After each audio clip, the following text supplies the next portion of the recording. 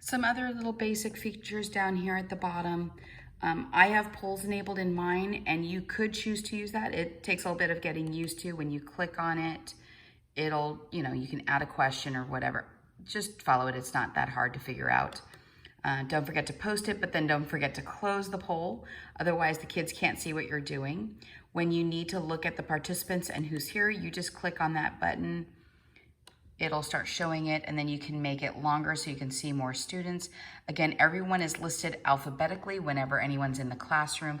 If someone is putting up a blue hand, it'll show up here first. They get moved to the top.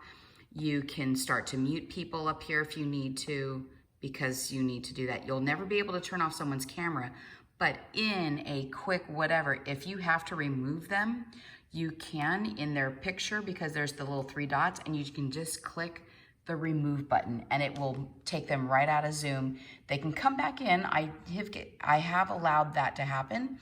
So if you remove them, it doesn't force them out forever, but if they've been removed, there's a reason why. And make sure that you jot down why you remove that person. Like they refuse to turn on their camera after several minutes, like 5, 10, 15 minutes of asking them to turn on their camera because you haven't seen their face. Because I do have some students who do like to log into Zoom, turn off the camera, and walk away. And so it seems like they're in Zoom, but they're really not. So you're more than welcome to remove someone, and make sure you document how many minutes that you were doing it, and make sure it's audible so that everyone else in Google or in your Zoom can hear it. Like, please, Susie Q, turn on your camera. I need to see that you are there. And I don't mind, like, if they're shy and they want to show the top of their forehead, they like to do that kind of thing. Just say, okay, give me a quick wave. Let me know that you're there, and they should be able to wave, and that tells me that they're with me, and I'm okay with that. I've had some students, they say, like, their camera doesn't work, and you have to tell them, go into their camera, into their up arrow, and choose the right camera, because they might have chosen something they're not supposed to choose. It's amazing how suddenly it'll start working in the classroom just fine, but it doesn't work there. Another suggestion I would always give is if they can reply to you really quickly and you can hear them talking, but they can't get their camera to work no matter what, I would tell them make sure that they properly shut down their computer, not just close the lid, but actually hold the power button down until it turns off and then log back in, and that should usually fix those problems. For you, if you wanted to, you can see, I don't know why mine's doing this. It used to be a different picture that shows, and it could be, I don't have any students in here, and that's why it goes there. Now, if you wanted to change your background, I have to have my camera back on. If you want to change your virtual background, you can. It's under that camera, and you can choose your virtual background, because if you're not comfortable with the way your background looks, you can change that. This is the default. I used to have a lot of pictures, and then I had to switch computers, and this is all I've got, and I don't feel like doing anything else.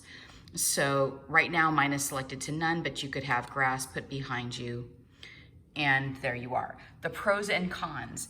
It's nice because no one sees your background, but you can see how many times your hand kind of goes in and out of things, because yeah, you can see like there's this little ghost kind of stuff. So I am not comfortable having a virtual background on, especially when my students aren't allowed to do it and I don't allow them. So I make sure that I'm in a place where it's where I do it. But if you're not comfortable, then do that. But just be aware that you're going to have little ghost things happen between your head and around things. So if you wanted to pull something up and show it, it suddenly is going to disappear in the background until it's right in front of your face. And it's just frustrating. I mean, it's always fun at first, but make sure that you do that. In here, there are other settings as well where you can change your video settings. I kind of like this touch up my appearance. It gives me kind of like a nice little filter, and you can adjust for lighting, and it does add extra to the bandwidth, but when you gotta look good, you gotta look good, and some of these are really kind of nice. Now you can choose to mirror the video, and if you do and you hold something up, everything's gonna be written backwards by their screen. So make sure that you have it the right way, and then they can read the words, and they read it normally the way you can see it. So if you can read it, they can read it. So make sure that that is off. Don't worry about original ratio or HD. The more you have turned on, the more there is.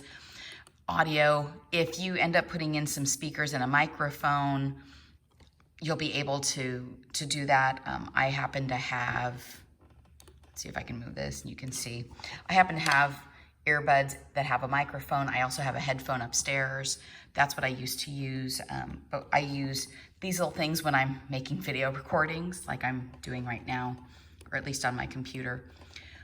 Share screen, these are different settings. You can change yours. I don't think it'll change mine, but these are pretty much the basic things that need to be in there.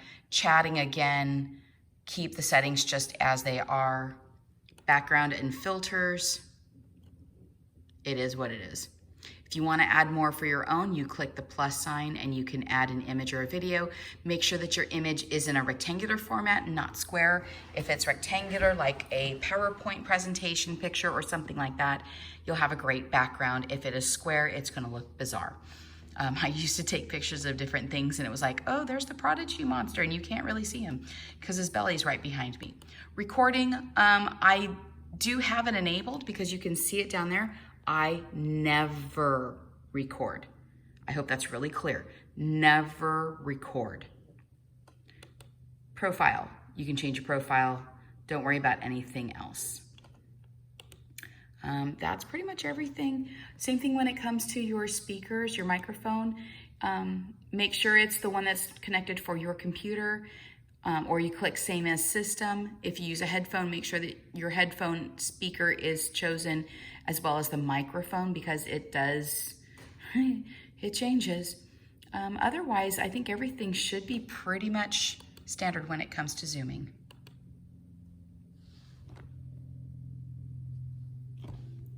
Oh yeah, that should have been me. So when you're ready to end a Zoom meeting, end the Zoom meeting.